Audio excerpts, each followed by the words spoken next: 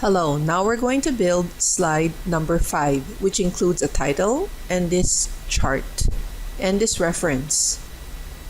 So I switch to PowerPoint, I insert a new slide, and I select this layout, title and content, and I enter the title of this slide first.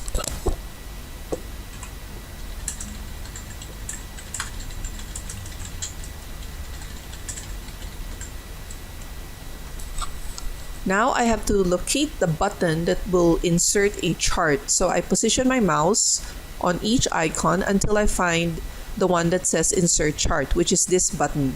So I click it, and on the left hand side I can select the chart type. The chart type we want is this one, bar. And under bar we have 6 options. We choose the first one, the clustered bar. So it previews it for us and we click OK. And PowerPoint has inserted a sample chart for us already, which has 4 categories and 3 data series. Now you'll see that the data series has a different color for each set of data we want to display. If you look at our model answer, we only have one set of data, which is the responses to these questions. So we only need one data series. Since we don't need series 2 and series 3, we position our cursor on this square. There's a little square here on the lower right hand corner of this boundary line. So we position it and you need to put it on the right place. How to know that you put it on the right place is when the appearance changes into a double-headed black arrow, like what it looks like now. So I can start dragging it to the right until only series 1 is remaining. And then I need to drag it one row down because we have 5 questions, so we have 5 categories. Then I let go, and you'll see that now we have updated the appearance of the chart as well.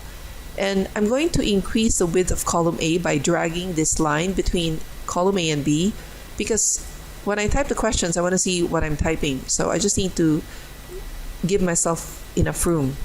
And now I can start typing the first question. I'm going to type the questions from the bottom going up. So the first question I'm going to type is staying in a hotel room with smart devices.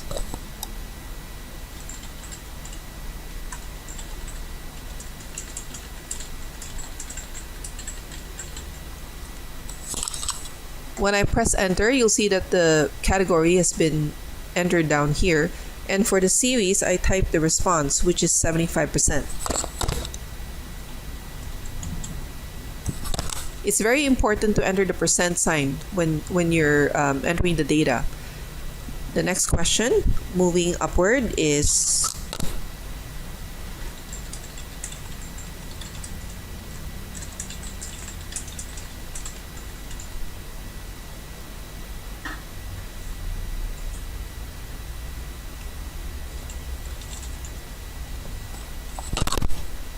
and the third question,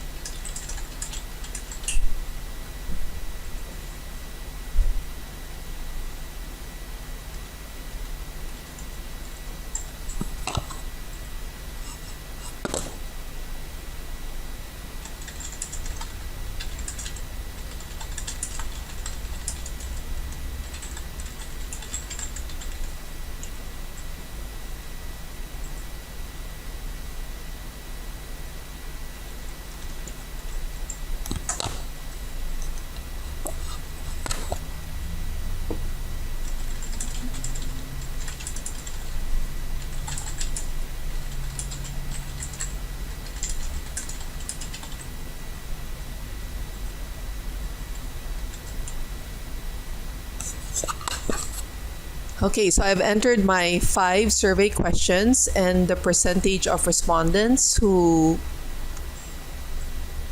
replied to these questions in the positive sense.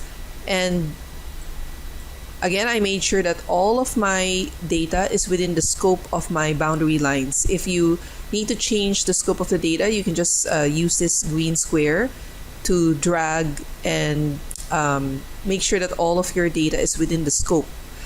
So now that I've checked my data and it looks fine, I can click this cross on the upper right hand corner to close this window, and I can always get it back. I can always get it back by clicking the chart and then here edit data. I can bring back that data. So now let's format our chart. You will see from the model answer that I do not show series 1, or I don't show the title here either.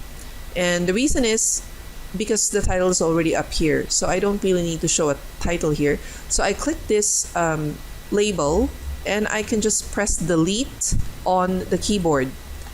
Same thing with this legend here. I only have one series, so that series is already here. How interested are customers? So I can just press delete on the keyboard, and that will just leave me with the questions and the responses. One more thing I can do is over here, you'll see that the labels go from 62% to 76%, but I really wanted to go from 0 to 100%. So I'm going to click this x-axis, and then I will right click. I'll choose format axis. So the format axis opens a window. I'm going to drag it here so you'll see better. And you'll see that there's the option for the axis. And the minimum is 0.62, which is 62%, and the maximum is 0.76, which is 76%. So I want to change this to 0 because I want it to go from 0. And the maximum, I want it to go to 100%, which is 1. So I change it to go from 0 to 1. And I press enter. And I click this X. So now you'll see that my axis now goes from 0% to 100%. And one more thing I want to do is I want to put the labels directly on the bar instead of people having to cross-reference it down here. So I'm just going to delete this axis directly. So I'm going to select the axis and I'm going to press delete. So I'm going to click on any bar, which selects all of them, and then I'm going to click plus here, and I'm going to say data labels. So I click here, and now you'll see that the labels have been added to all the bars. So that is slide number 5. One more thing is we probably don't want these vertical bars anymore. So I click on one of them and it selects all of them, and I press delete on the keyboard. Finally, I will insert the reference using a text box. So I click insert, text box, horizontal text box, and I click somewhere down here, and then I start typing my reference.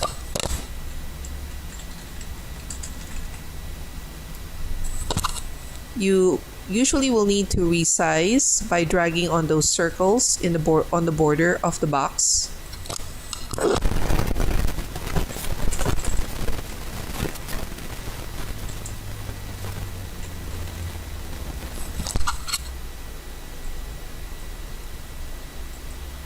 So this is slide number 5, and you may want to check the font size. Okay, right now I click on this the categories, and it's currently size 12. Normally we want it to be at least 18, so I change it to 18. 18 is the minimum for text because you're going to project this on a monitor, and you want to make sure people at the back of the room can see it. 12 is a bit too small. Same thing with the labels, they're 12, so I'm going to change them to 18. And if you want to see how it looks like when you project it on the screen, you can do slideshow from the current slide. Okay, so that looks nice and big and clear. So this is slide number 5, creating a chart.